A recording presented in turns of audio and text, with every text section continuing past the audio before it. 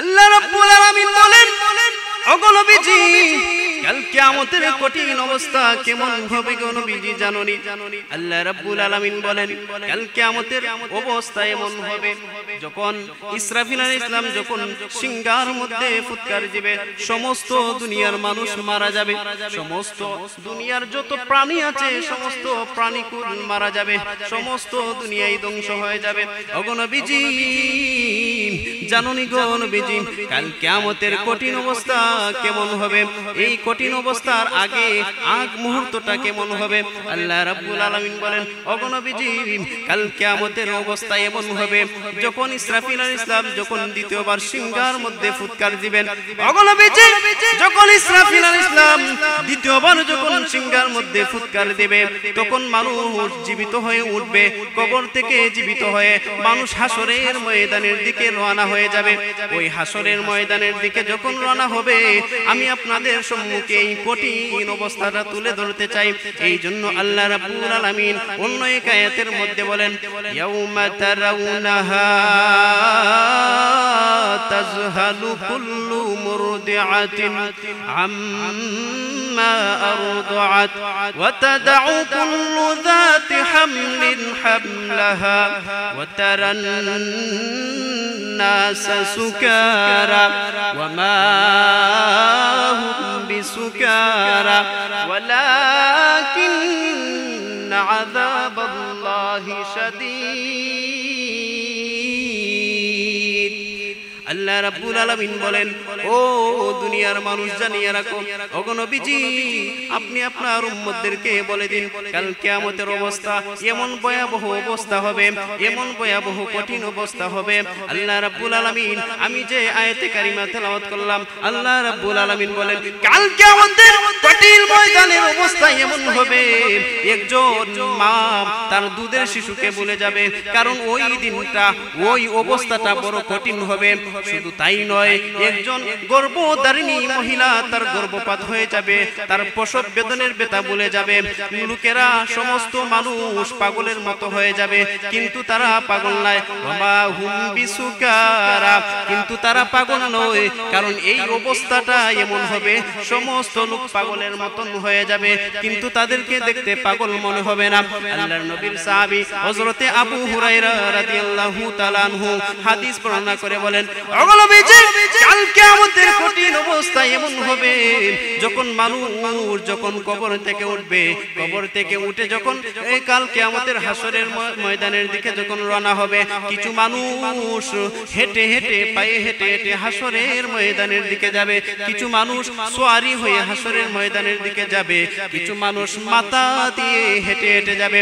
আল্লাহর নবীর সাহাবীরা আল্লাহর নবীকে জিজ্ঞাসা করলো, ওগো নবীজি, মানুষ কিভাবে মাথা দিয়ে হেঁটে হেঁটে যাইবে? আল্লাহ রাব্বুল আলামিন ওই অবস্থাটা কেমন হবে নবীজিকে জানিয়ে দিয়েছেন। আল্লাহর নবী বলেন, এরে সাহাবায়ে কেরাম, জানিয়ে রাখো, আল্লাহ রাব্বুল আলামিন জমিনের মধ্যে যদি মানুষকে পা দিয়ে হাঁটাইতে পারে, তাহলে অবশ্যই আল্লাহ রাব্বুল আলামিন মানুষকে মাথা দিয়েও হাঁটাইতে পারে, এটা আল্লাহর ক্ষমতা আছে। ও দুনিয়ার মানুষ, ও সাহাবায়ে কেরাম, শুধু তাই নয়, কিছু মানুষ এমন আছে পিপিলিকার মতো উঠবে, তাদেরকে মানুষ পায়ের মধ্যে পিষ্ট করে তাদেরকে মানুষ যাবে, তারা মানুষের পায়ের মধ্যে পিষ্ট হবে। জানোনি গো ও সাহাবায়ে কেরাম, জানোনি তারা কারা? কারণ তারা হচ্ছে ওই সমস্ত লোক যারা দুনিয়ার মধ্যে অহংকার করে চলতো, তাদেরকে মানুষ যারা দুনিয়ার মধ্যে অহংকার করে চলতো, তাদেরকে আল্লাহ রাব্বুল আলামিন পিপিলিকার মতো হাসরের ময়দানে উঠাইবে, আর মানুষ তাদেরকে পায়ে পিষ্ট করে হাসরের ময়দানে যাবে। আল্লাহ রাব্বুল আলামিনের সমস্ত ক্ষমতা আছে, কারণ আল্লাহ রাব্বুল আলামিন বলে দিয়েছেন কাল কিয়ামতের ময়দানটা কেমন হবে। আল্লাহ রাব্বুল আলামিন বলেন, যখন মানুষ কাল কিয়ামতের কঠিন ময়দানে যখন গিয়া দাঁড়াইবে, তখন আল্লাহ রাব্বুল আলামিন সূর্যটা মানুষের কাছে আনবেন। ওগো নবীজি, জানোনি কাল কিয়ামতের অবস্থাটা কেমন ভয়াবহ হবে? মানুষ যখন গিয়া কাল কিয়ামতের ময়দানে যখন দাঁড়াইবে, তখন আল্লাহ রাব্বুল আলামিন সূর্যটা মানুষের মানুষের কাছে আনবেন। কত কাছে আনবেন? আল্লাহ রাব্বুল আলামিন বলেন, কারো সূর্যটা 1 মাইল দূরত্বে থাকবে, কারো সূর্য থাকবে 1 হাত উপরে। কারণ আমাদের সূর্য কোটি কোটি মাইল দূরে থাকার পরেও আমরা সূর্যের তাপ সহ্য করতে পারি না। ও দুনিয়ার মানুষ, ও লোক সকল, ওই অবস্থাটা তোমরা কেমন হবে? কেমন হবে হাসরের ময়দানটা? কেমন হবে অবস্থাটা? আপনারা একটিবার চিন্তা করে দেখুন। আল্লাহ রাব্বুল আলামিন নবীজিকে বলে দিয়েছেন, ওগো নবীজি আপনার উম্মতদেরকে বলে দেন, ওগো নবীজি আপনার উম্মতদেরকে বলে দেন কাল কিয়ামতের ময়দানটা কেমন হবে। ওগো নবীজি কাল কিয়ামতের ময়দানটা এমন হবে, মানুষের কাছে কাছে সূর্য আসবে। মানুষ সূর্যের তাপে, কিছু মানুষ আছে সূর্যের তাপে গ্রামে মানুষ সাঁতার কাটতে শুরু করবে।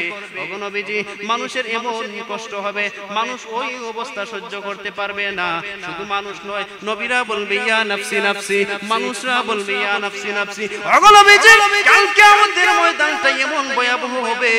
ও নবীজি আপনার উম্মতদেরকে সতর্ক করে দিন, কাল কিয়ামতের ময়দান এমন অবস্থা হবে, এমন ভয়াবহ হবে, মানুষ গ্রামে সাঁতার কাটতে শুরু করবে।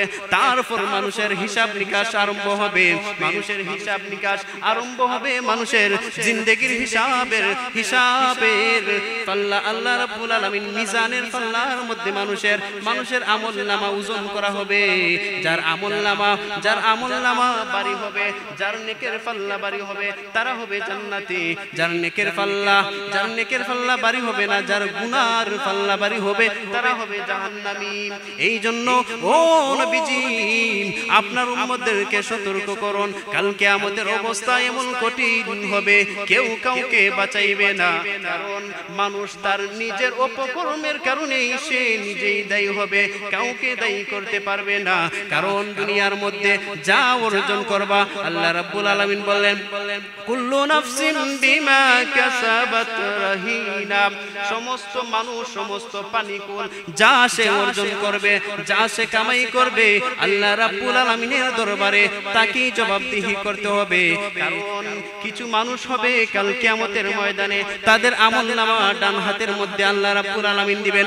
ওগো নবীজি আপনি আপনার উম্মতদেরকে বলে দিন কাল কিয়ামতের ময়দানে 2টা দল হবে। একটা হবে জান্নাতি, যাদের আমলনামা ডান হাতের মধ্যে হবে তারা হবে জান্নাতি। যাদের আমলনামা বাম হাতের মধ্যে হবে তারা হবে জাহান্নামী।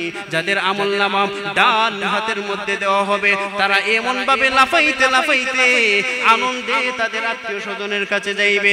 আল্লাহ রাব্বুল আলামিন ওই অবস্থাটা তুলে ধরবেন কাল কিয়ামতের ময়দানে। মানুষ যাদের আমলনামা ডান হাতে দিবেন, সমস্ত মানুষ খুশি হয়ে জান্নাতের মধ্যে প্রবেশ করবেন।